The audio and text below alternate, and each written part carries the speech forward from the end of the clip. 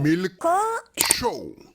Milko Show. Kan keessanii eenyummaa aadaa, duudhaa fi sabboonummaa Oromoo safuun isaa daangaa osoo hin tuqne akkasumas immoo waa'ee siyaasaa, hawaasummaa fi diinagdee aartii irratti ni hojjanna.